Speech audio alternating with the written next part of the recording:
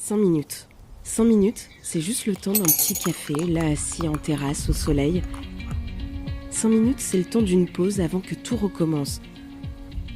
Vite, faut faire les courses. On se dépêche, la réunion va commencer. Qui va chercher les enfants ce soir? T'as pensé à leur goûter? Tu te rappelles que ma mère vient dîner ce soir. Allez, on prend une pause. On vous emmène avec nous prendre un petit café, rencontrer des personnalités atypiques. Ils font un métier qu'on ne connaît pas ou très peu. Ils ont des projets fous. Ils nous ont raconté leur histoire. Vous écoutez Un Petit Café, un podcast de Palladio Productions, réalisé par Grâce Leplat et Linda Achour.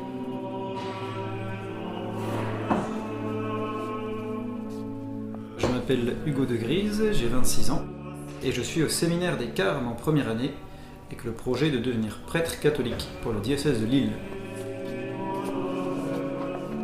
Pourquoi prêtre?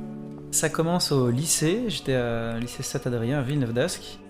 En fait, on m'a proposé de faire ma confirmation. La foi, c'est quelque chose à l'époque que j'avais mis un peu de côté. Et donc j'y suis vraiment allé dans la démarche de vivre la préparation sans signer pour faire la confirmation. Lors d'une soirée de prière, je sais pas, il s'est passé un truc, j'ai été touché par je sais pas quoi, on pourrait dire que c'est la grâce de Dieu. Il y avait un feu qui brûlait en moi, une joie qui m'inondait dans la prière, comme jamais j'ai vécu, comme jamais j'ai ressenti de toute ma vie. Ça m'a marqué. À ce moment-là, dans ma tête, je me suis dit, ok, Dieu existe, j'en sais pas plus, on va le chercher. Parce que c'était ma question quand je suis arrivé à ma confirmation.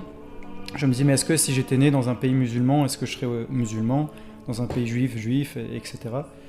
Et donc le prêtre, à l'époque, m'avait dit, regarde, Dieu il t'a mis aujourd'hui dans une famille catholique. Mes parents sont croyants catholiques. Pas forcément des plus pratiquants, on n'allait pas à la messe tous les dimanches, ou des trucs comme ça. Et donc il m'a dit, apprends à creuser là où t'es, et puis tu verras. Donc moi je me suis dit, très bien, je vais creuser un peu toute la foi des chrétiens, et puis si je me rends compte que c'est des conneries, je vais voir ailleurs, quoi. Puis ça s'est un peu tassé jusqu'à ce que j'arrive à la fin de mes études. J'avais fait 3 ans d'alternance dans une grosse boîte qui me proposait un job, et je me posais beaucoup de questions sur le sens. Quand mon boss venait me demander de faire quelque chose, dans ma tête je me disais, mais pourquoi je fais ça?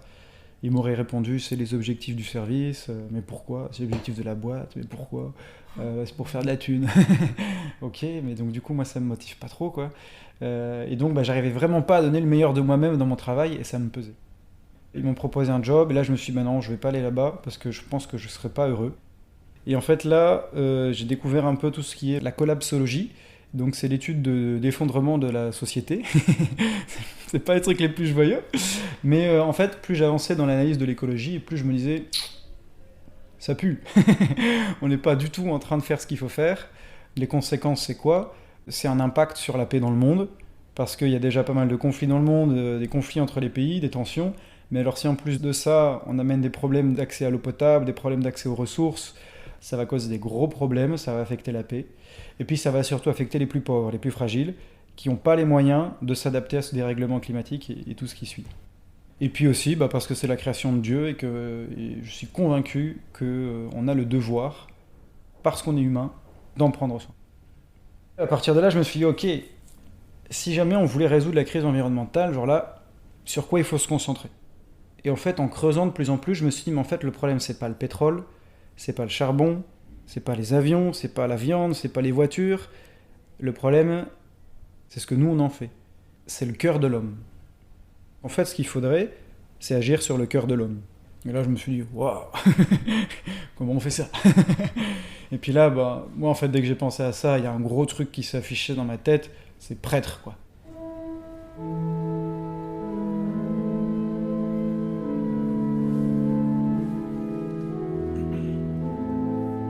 J'attendais un grand signe du Seigneur, comme si j'allais la Vierge qui allait m'apparaître, on dit Hugo, Dieu veut que tu sois prêtre.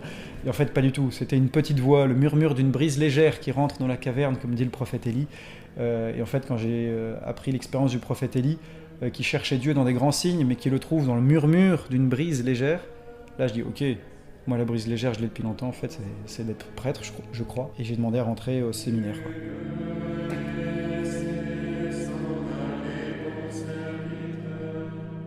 Moi je dirais que le sens de la vie, ce à quoi on est appelé, c'est à vivre pleinement. Dieu, c'est la vie en plénitude.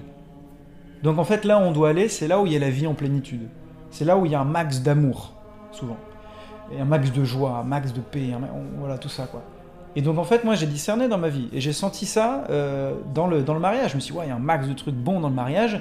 Mais en fait, je me suis rendu compte qu'il y avait aussi un max de trucs bons dans la vie de prêtre, de la vie de religieux. J'ai dû choisir.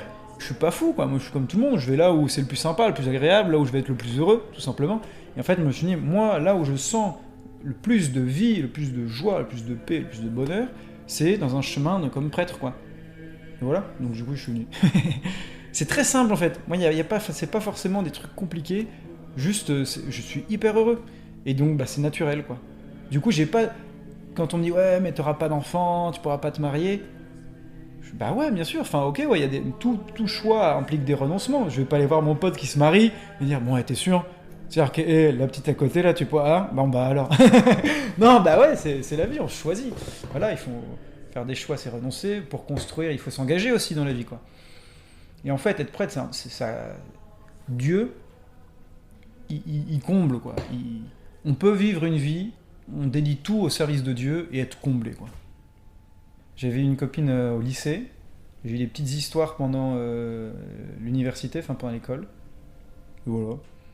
Et donc je dois dire qu'à l'époque, ça influençait pas mal le discernement. Ah, je vais être prêtre. Oh, ah bah salut toi. Oh non, plus prêtre. Ah ouais, au final ça s'est pas fait, ou on est plus ensemble, je sais pas quoi. Oh bon bah prêtre. Ouais, moi aujourd'hui je le regarde avec du recul, tu vois. Bon bah voilà. Après, faut pas être... Comment dire, faut pas être naïf, ça fait partie du discernement. C'est pour ça que ça prend du temps. Faut pas que ce soit des trucs sur des coups de tête. Et il faut pas non plus que ce soit une espèce de choix par dépit. Tu vois, en mode, ok, j'ai eu des expériences tristes, dures avec les filles. Du coup, fuck tout, je me barre à faire prêtre. Ça, c'est pas bon. Donc, bah, c'est quelque chose qu'il faut prendre le temps de discerner. C'est quelque chose qui se fait sur le long terme. Dieu, c'est pas un marchand d'arbres, c'est un marchand de graines. C'est pas un magicien, quoi. Il vient pas claquer des doigts et faire des trucs de ouf. Il peut s'il veut, mais en général, ce qu'il fait plutôt, il vient, poc, et il sème une graine. Il te donne la graine. Toi, t'as pas la graine, tu peux rien faire. Il te donne la graine, il te donne la terre, il te donne l'eau, il te donne tout. Toi, t'as juste à, je sais pas, à aller chercher l'eau et à en mettre un peu dessus, à essayer de tailler un peu les mauvaises herbes pour que ça pousse, tu vois. Et puis après laisse-le faire, quoi.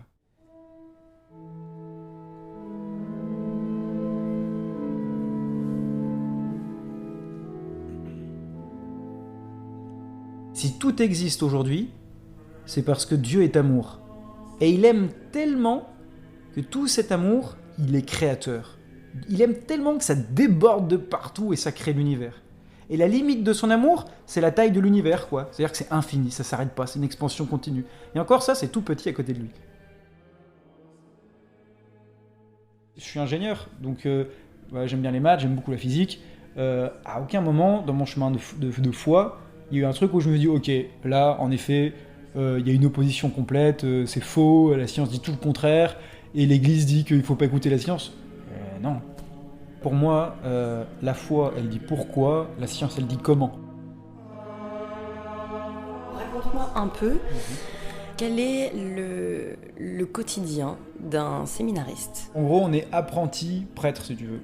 Et donc, c'est plusieurs piliers, c'est une vie communautaire. Pour être séminariste, on ne vit pas tout seul chez soi dans son appart, on vit en communauté entre séminaristes. Et après, donc, on a la vie de prière. Donc, on est tous invités à faire oraison. L'oraison, en fait, c'est un peu une forme de méditation pendant 1 heure, tous les jours, dans le silence, sans avoir forcément une parole à dire. On reste là en présence de Dieu. Voilà. Et ça, c'est excellent. Ça, c'est génial. Ça, c'est du solide, ça. Ça, c'est du bon. Ouais, non, ça me réjouit vraiment. Et... Après, on a la prière communautaire, on prie la prière des heures, c'est le moment où on fait des louanges, on chante des psaumes et des cantiques tous ensemble. C'est génial, hein, l'expérience de chanter ensemble. Il y a quelque chose d'un cœur à l'unisson, c'est fantastique. Vous avez des cours de chant ? On a des cours de chant le lundi soir, ouais. C'est nécessaire. Donc il y a ces deux fondements-là qui sont plus personnels, et après il y a les études. Donc là on fait de la philo, de la théologie, et donc nous ici on étudie à l'Université catholique de Paris. Et donc j'ai des cours avec les différentes licences qui sont ici, quoi. Donc là en philo, je suis avec tous les les derniers bacheliers là, qui ont 18 ans, qui viennent d'arriver, ça c'est marrant. Et après j'ai des cours de théologie, et voilà, donc après on fait ça pendant à peu près 6 ans. À la fin on est diacre, pendant 1 an, puis prêtre. Et après, l'idée c'est de retourner à Lille, et puis là d'être prêtre à Lille pour le reste de mes jours, et voilà. Et servir le Christ, annoncer l'évangile, le servir tout le temps, partout.